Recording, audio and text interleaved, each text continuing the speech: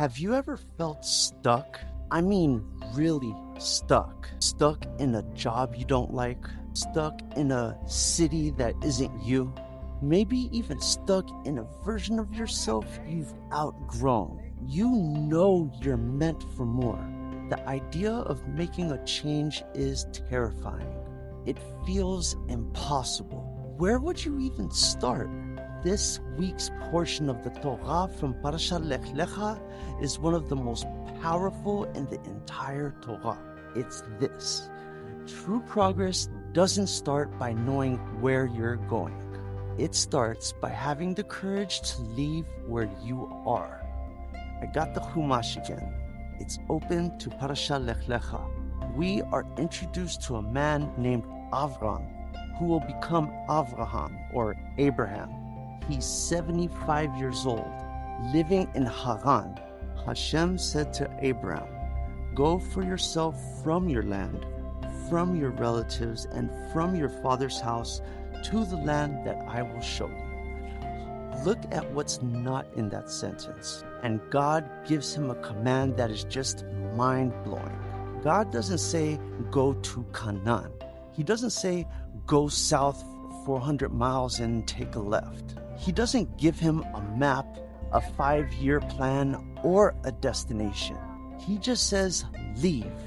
Leave everything you know and go to the place I'll show you eventually. Avraham just goes. He takes his wife Sarai, his nephew Lot, and the people he's brought close to God.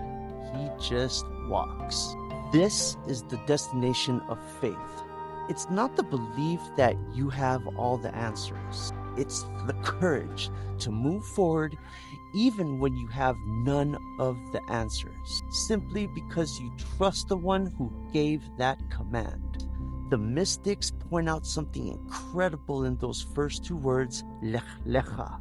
The simple translation is "go for yourself," but the Kabbalists say it means "go to yourself." God was telling Avraham, by leaving the physical you, your home, your comfort zone, your old identity, you will finally be able to journey to your true essential self.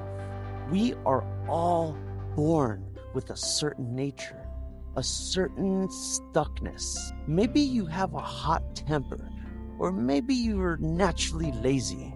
The Baal Shem Tov teaches that our entire purpose in this world is to Lech Lecha, to break that negative nature and discover the hidden holy spark inside. The journey isn't just about geography, it's about spiritual transformation. And as Avraham travels, he promised that his descendants will be like the stars in the sky. God makes a powerful, intense covenant with him. He took him outside and said, "Gaze now towards the heavens and count the stars if you are able to count them." He said to him, "Shall your offspring be?" The sages in the commentary explain, he took him outside in a more deeper way. He didn't just take him out of his tent. He took him outside of his human limitations, outside of the laws of nature, and showed him a higher reality. He elevated Avraham to a new spiritual plane. That is the reward for taking that first terrifying step. Now, you can imagine this journey is hard. Avraham is wondering. He's facing famine. He's getting into conflicts. It's one thing to have faith on day 1. What about on day 100? How do you keep going when you're exhausted and the promise seems so far away? For that, the sages give us the Haftarah from the prophet Isaiah, who is speaking to a tired, exiled Jewish people. Those whose hope is in Hashem will have renewed strength. They will grow a wing like eagles. They will run and not grow tired.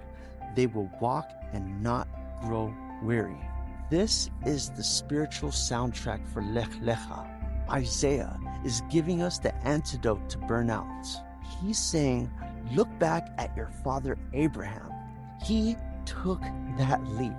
When you feel like you can't take one more step, you're not supposed to rely on your own strength. You're supposed to trust in God's strength. And He will literally renew your energy and give you wings. The Haftarah is the guarantee that God doesn't just give the command. He gives you the power to see it through. We have this beautiful, epic idea. Take a leap of faith, go to yourself, and trust God. But what does that look like on a Tuesday afternoon? How do we practically build this kind of emunah? Halacha gives us concrete tools. It's not about one big thing. It's about small, consistent acts. The book here explains that emunah isn't just a feeling. It's something you develop. How? By taking time to contemplate the wonders of creation. When you're feeling overwhelmed, just go outside and look at the human body. We have 75 trillion cells, all working in perfect harmony. A transport system more complex than UPS and FedEx. That can't be an accident. Taking even 1 minute to think about that builds your faith.